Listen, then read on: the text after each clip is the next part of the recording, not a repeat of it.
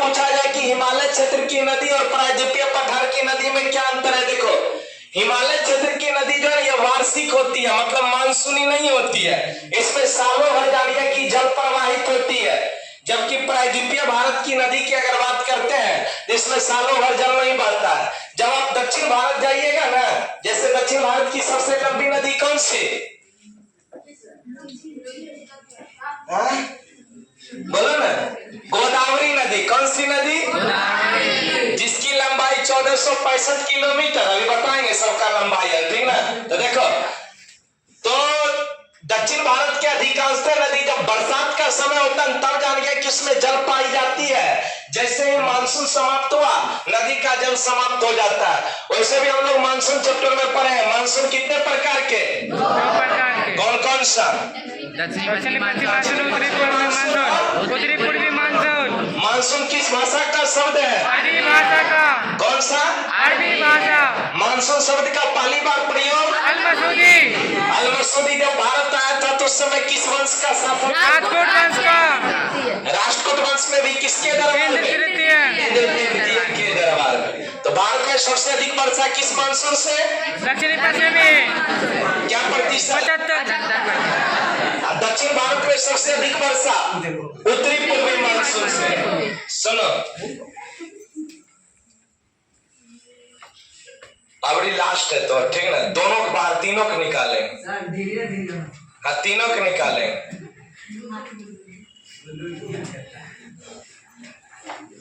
चल देख, एक लगा मनसा का लगा तो दिन से सुधरल है, ठीक और एकदम मारते मुंह लाल कर दिए। ऊपर नदी जान गया कि हिमालय से पहले से बहती चली आ रही है, वैसी नदी को क्या कहेंगे? पूर्ववर्ती नदी। और इसकी कुल संख्या 3। कितनी है? 3। हिमालय क्षेत्र की भी नदी की संख्या कितनी? पूर्ववर्ती नदी भी कितनी? बस याद करने के लिए खाली यहाँ गंगा जहाँ लगा ना, यहाँ सतलज लगा दो तो एक हो जाएगा, तो और सिंधु नदी, दूसरा हो जाएगा सतलज नदी, और तीसरा हो जाएगा ब्रह्मपुत्र नदी। याद रखना। तो ये 3 नदी जानिएगा कि पूर्ववर्ती नदी है, मतलब इन 3 नदियों का उद्गम जानिएगा हिमालय के उत्थान से जो पूर्व हुआ है। और देखो यहाँ पर अगर हम लोग बात करते हैं, कोई भी नदी है और वह नदी जान गया कि अपनी दिशा बदलनी नहीं चाहती है, तो एक ही दिशा में अगर चलेगी, जैसे आगे चलकर हम लोग पढ़ेंगे, कोसी नदी का नाम सुना है ना? Yes sir. कि कोसी नदी का कोई एक निश्चित दिशा नहीं होता है, बार बार ये अपनी दिशा बदलती है, जिस कारण से बिहार का शोक किस नदी को कहा जाता है? कोसी नदी को। बिहार का शोक कोसी नदी को कहते हैं। Yes sir. रात में सुतल रहेगा तो खटिया सहित लेके चल जाएगा, ठीक ना। में सबसे अधिक बाढ़ आता है रहीमपुर इधर, पूछो दुर्गापुर इधर, ठीक।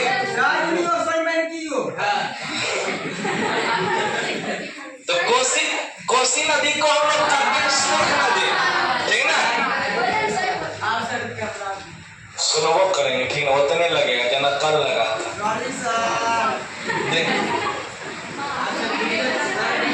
पूरा करो ना। तो जो कोसी नदी है ना, कोसी नदी का कोई एक निश्चित मार्ग नहीं है, ये बार बार जानिए कि अपनी दिशा बदलते रहती है, इसीलिए इसको हम लोग बिहार का शोक या भारत का शोक नदी के नाम से जानते हैं। आगे चलकर बताया जाएगा कि बंगाल का शोक दामोदर नदी को, उड़ीसा का शोक ब्राह्मणी नदी को, पश्चिम बंगाल तथा झारखंड का शोक भी हम लोग दामोदरी नदी को कहते हैं। क्यों कहते हैं वो सब बताया जाएगा। अभी सुनो, अब ये तीनों नदी अपनी रास्ता नहीं बदल रही थी और एक तरफ हिमालय का विनिर्माण हो रहा था। याद है पढ़ा होगा हिमालय उत्पत्ति के सिद्धांत में, जहां हिमालय स्थित है पहले वहां क्या था?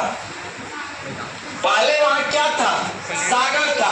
कौन सा सागर? 33 सागर था, ठीक ना। अब जैसे मान के चलो 33 सागर था, तो पढ़ा होगा 7वीं क्लास में यह बलित पर्वत है, ठीक ना। कई सारे बलक पर्वत का उदाहरण है। बलन किसको कहते हैं? दबाव कैसे बनता है, ये सब 7वीं क्लास में। तो क्या हुआ कि जब जान गया कि 33 सागर में अधिक दबाव पड़ा, तो दबाव के कारण जान गया कि क्या हुआ कि हिमालय का जो उद्गम होना जब प्रारंभ हुआ। अब मान लेते हैं कि इधर हिमालय भी बन रही है और ये नदी इधर अपना रास्ता भी नहीं बदल रहा है, तो हिमालय को हम लोग कितने भागों में बांटते हैं? 3 भागों में। बिरध हिमालय का नाम सुना है? यस। तो बिरध हिमालय मतलब जो नीचा वाला जो हिमालय का जो क्षेत्र है। अब ये तीनों नदी क्या क्या अपना जब रास्ता नहीं बदला, तो बिरध हिमालय को काट निर्माण करता है। और इस गाढ़ी घाटी या संकीर्ण घाटी को कही जाती है गार्ज। ठीक है, याद रखना, ये जो गाढ़ी घाटी या संकीर्ण घाटी होती है इसको कहते हैं गार्ज। अब यहाँ से एक क्वेश्चन बताओ, जैसे पढ़ता है, क्या पढ़ता है, अगर याद होगा बुक पढ़ेगा तो बुक में लिखल रहता है कि कुल महासागर की संख्या 5 लिखल रहता है ना। Yes, लेकिन sir. कुल महासागर है 4। कितना महासागर है? 4। तो कौन महासागर ऐसा है जिसकी आकृति एस आकार के जैसा है? लिखा है अटलांटिक महासागर। कौन सा महासागर? अटलांटिक। हमको बता दो, इस गार्ज की आकृति अंग्रेजी वर्णमाला के किस अक्षर के जैसा है? बोल। यो क्यों? हिंट्स दे देते हैं, ठीक ना? हाँ? गलत है, उसका स्थान न होता। बोलो कैसा? अरे लंबे स्थान आई। कौन आता है? आई क्या? आई याद आइए ना आता है। क्वेश्चन दिया तो है। कई 8वां क्लास में रीजनिंग करना पड़ा। नो सर, बनाया है चित्र लेकिन धुंधला। गार्ज की आकृति कैसी? तो गार्ज की आकृति कैसी? आई आकार के जैसा। तो 3 गो नदी है तो 3 गो गार्ज बनेगा। Yes sir. अब देखो, एगो सिंधु नदी गार्ज बनाएगा, सतलज बनाएगा और ब्रह्मपुत्र बनाएगा। तो याद रखना, सिंधु नदी के नाम पर एक गार्ज का नाम पड़ा है, सिंधु गार्ज। अब ये सिंधु गार्ज कहाँ स्थित है? तो जम्मू कश्मीर। अभी जब बताएंगे नहीं नदी तो वहां जब बनाएंगे तो जानना सिंधु गार्ज कहाँ स्थित है। तो जम्मू कश्मीर के गिलगिट के समीप सिंधु नदी के तट पर स्थित है। याद रखना, जो सिंधु गार्ज है, सिंधु गार्ज जानिए कि जम्मू कश्मीर में, ठीक है, गिलगिट के समीप सिंधु नदी के तट पर है। सतलज नदी के द्वारा जानिए कि गार्ज बनाया गया जिसको हम लोग कहते हैं शिव किला गार्ज। और ये गार्ज जानिए कि एचपी मतलब क्या? हिमाचल प्रदेश। तो हिमाचल प्रदेश में जान गए कि सतलज नदी के तट पर स्थित है। और ब्रह्मपुत्रा नदी जान गए कि गार्ज बनाती है जिसको हम लोग कहते हैं दिहांग गार्ज। और ये दिहांग गार्ज जान गए कि एपी मतलब अरुणाचल प्रदेश में ब्रह्मपुत्रा नदी पर स्थित है।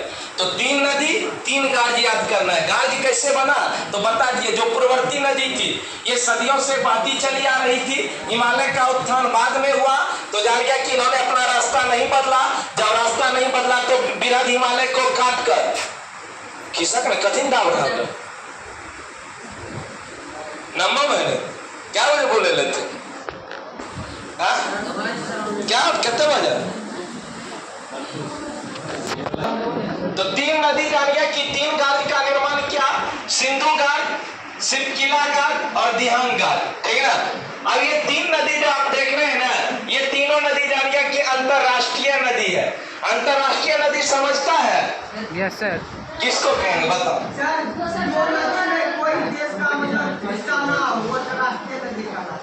गांजा कौन पीता है? अरे जिस नदी का जल एक से अधिक देशों से होकर गुजरेगा उसको हम लोग कौन नदी कहेंगे? अंतरराष्ट्रीय नदी कहेंगे। तो जानिए कि जो है ना, ये तीनों नदियां अंतरराष्ट्रीय नदी है। याद करो, सिंधु नदी 3 देशों से होकर गुजरती है, चीन, भारत, पाकिस्तान। चीन, भारत और कहां से? पाकिस्तान से। सतलज नदी का टू कॉपी कर दो तो चीन, भारत और पाकिस्तान। ब्रह्मपुत्र नदी चीन, भारत, पाकिस्तान में जाती है, बांग्लादेश जाती है। तो बांग्लादेश। बोलो सिंधु नदी कौन कौन देश? चीन, पाकिस्तान, भारत। सतलज चीन, पाकिस्तान, ब्रह्मपुत्र, भारत, बांग्लादेश। बांग्लादेश। इतना वो याद हुआ? Yes sir. अब याद हो गया तब हम इस नदी पर आएंगे, सिंधु नदी पर आएंगे। फिर से कर देख लो कि क्या क्या हम लोग पर है, ठीक ना। अच्छा एक बात और जानना, अब ये तीनों नदी याद रखिएगा। अभी तो उद्गम स्थल इसका लिखाएंगे सबका। ये तीनों नदी जान गए कि मोटा मोटी आप याद कर सकते हैं, तिब्बत के मानसरोवर झील से निकलती थी और अपने जलों को 33 सागर में गिराती थी। कहाँ गिराती थी? 33 सागर में। एक क्वेश्चन पूछ ले, चलो बता। मिसाइल पिता के नाम से जानते हैं एपीजे अब्दुल कलाम। तो मिसाइल माता के नाम से?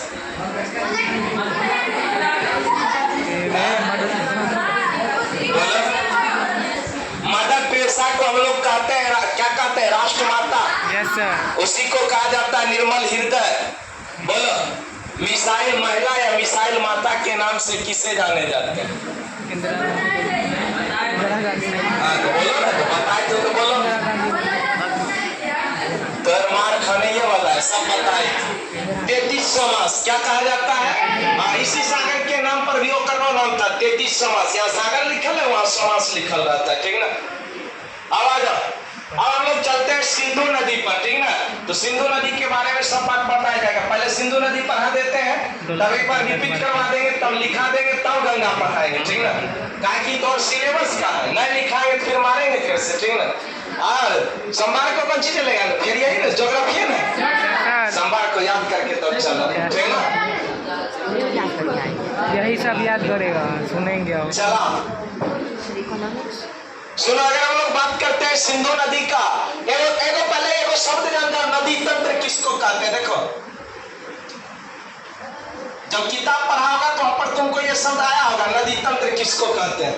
चल देख, नदी तंत्र का मतलब क्या होता है, एक मुख्य नदी तथा उनकी सहायक नदियां जब जानिए कि जलों को आगे लेकर बढ़ती है, या वो जल का जो विशाल क्षेत्र होता है, कोई भी एक मुख्य नदी होगा और उनकी अन्य सहायक नदी होगी, जब मिलकर जानिए कि एक जल का विशाल क्षेत्र बनाता है, तो इसको हम लोग कहते हैं नदी तंत्र।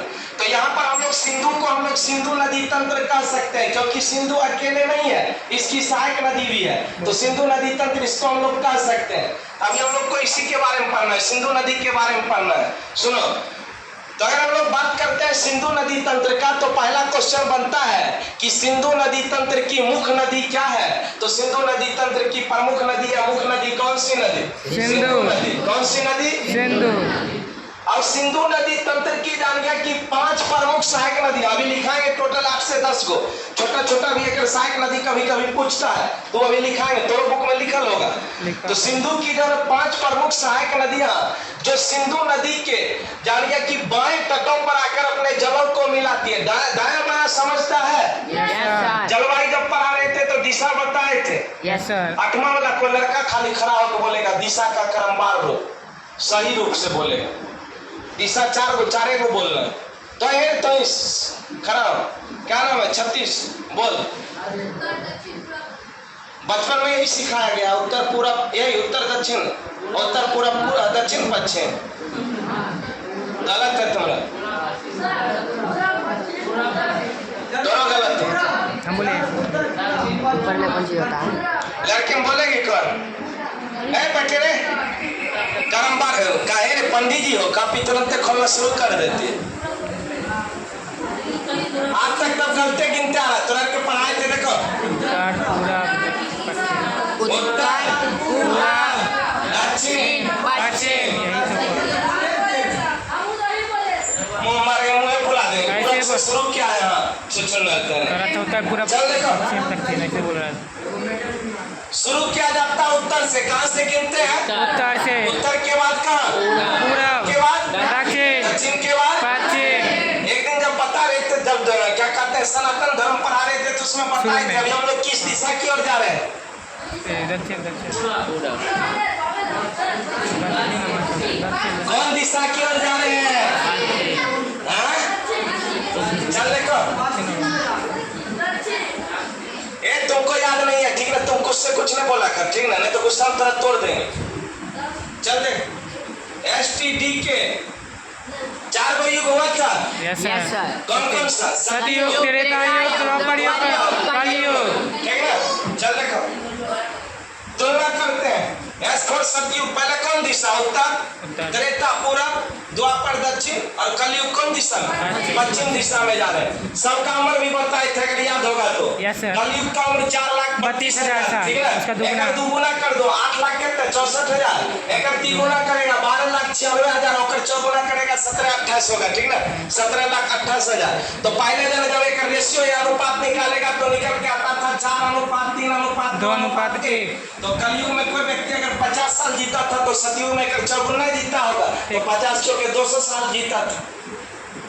सुनो, यहाँ पर दिशा की जरूरत इसलिए पड़ी थी क्योंकि जान गए कि सिंधु नदी की जो ये 5 प्रमुख सहायक नदियां हैं, सिंधु की 5 प्रमुख सहायक नदियां, अब सिंधु नदी अगर इधर से होकर गुजर रही है, तो ये वाला भाग एक दायां तट होगा, ये वाला भाग कौन सा होगा, बायां तट। इधर आ जाएगा तो फिर पलट जाएगा।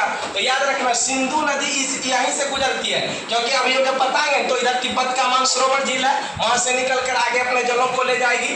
तो सिंधु नदी के बाएं तटों पर आकर मिलने वाली सिंधु की 5 प्रमुख सहायक नदियां क्रमवार रूप से बता, कोई अगर किसी को याद है सीक्वेंस में बोलेगा, ठीक है ना। बोल।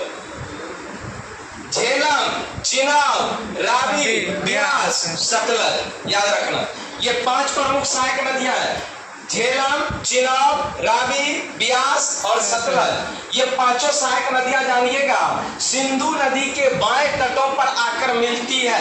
तो सिंधु नदी तंत्र में एक प्रमुख नदी हो गई सिंधु और 5 ये हो गई। तो पहले हम लोग 5 का जान जाते हैं उद्गम स्थल कि 5 का उद्गम स्थल कहाँ है, कहाँ से निकलती है, तब जाके आगे जो बताया जाएगा। चल देखो यहाँ पर लिखते हैं। तो तब तो हम लोग किताब में क्या पढ़े, इतना वो पढ़ेगा इतना अगर पूछेगा एक बार पढ़ो, ठीक ना। जब बार बार पढ़ने से अच्छा है कि एक बार पढ़ो और करा जो केकरो पढ़ाने लायक बन जाओ वो पढ़ो, ठीक है ना। और अब ये याद होता है, बचपन में जितने जल्दी याद होता होगा आधा शक्ति लोग के धीरे धीरे कमजोर होता है। चलते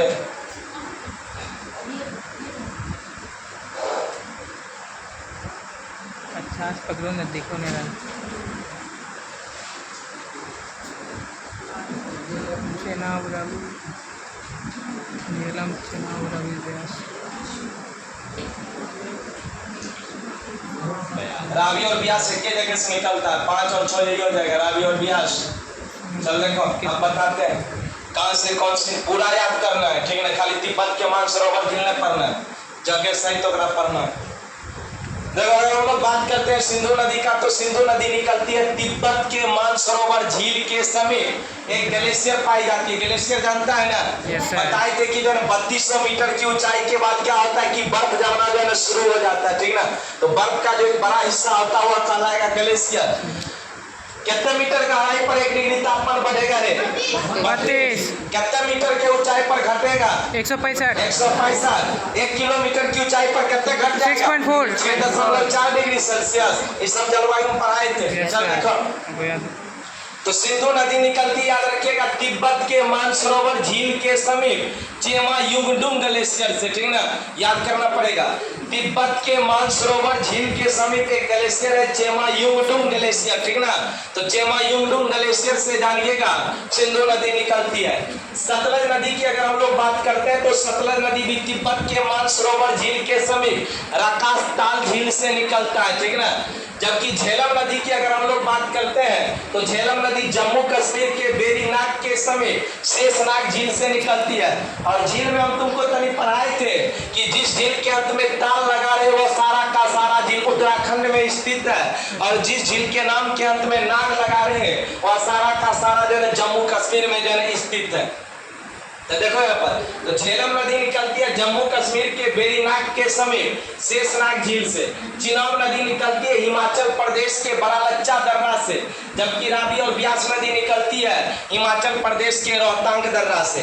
तो 2 नदी इसमें आ जाएगा, जानिएगा कि तिब्बत का मानसरोवर वाला हिस्सा, एक नदी जम्मू कश्मीर से, जबकि 3 नदी हिमाचल प्रदेश से निकलती है। तो क्वेश्चन किसी भी तरह से बना के पूछ सकता है, तो हमको अगर पूरा याद रहेगा तो आराम से जवाब दे सकता है। तो क्वेश्चन करने से अच्छा है कि पूरा एक बार पढ़ लिया जाए तो अति सुंदर, ठीक ना। देखने के बाद फिर से रिपीट कर देते हैं।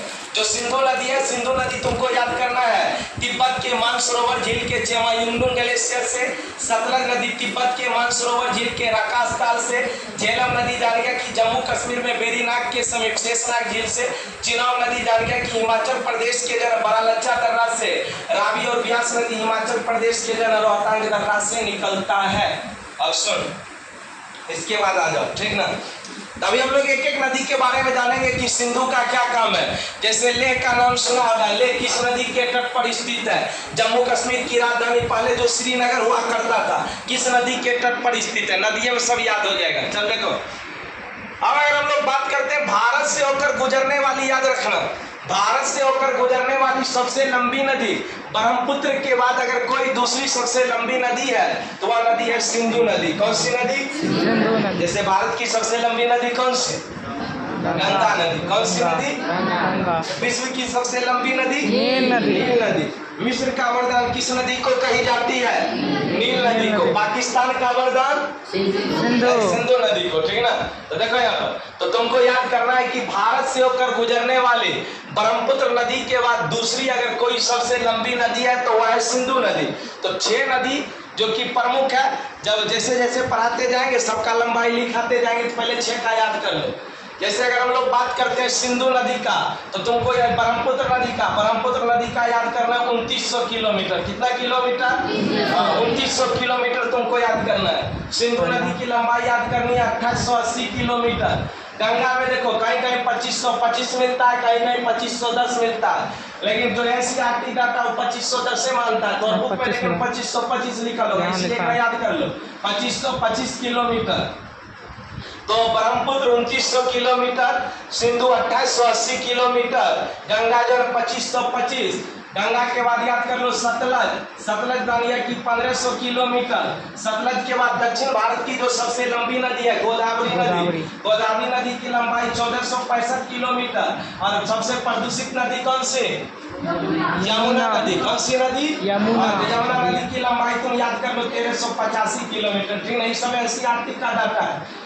चल देखो, तो ब्रह्मपुत्र नदी 2900 किलोमीटर, सिंधु नदी 2880 किलोमीटर, गंगा नदी 2525 किलोमीटर, उसके बाद सतलज 1500 किलोमीटर, गोदावरी 1465 किलोमीटर और 1385 तुमको याद करना है यमुना नदी का, ठीक है। तो ये 6 नदी की लंबाई याद करना है। हम लोग एक एक नदी का चर्चा करेंगे। सिंधु नदी का, सिंधु के बाद सतलज, झेलम, चिनाब, रावी सबका जन चर्चा करेंगे। इतना कौन के लोग क्वेश्चन बनता है तो पूछो। धुनी में वाला पानी लेंगे, 2 मिनट रुक।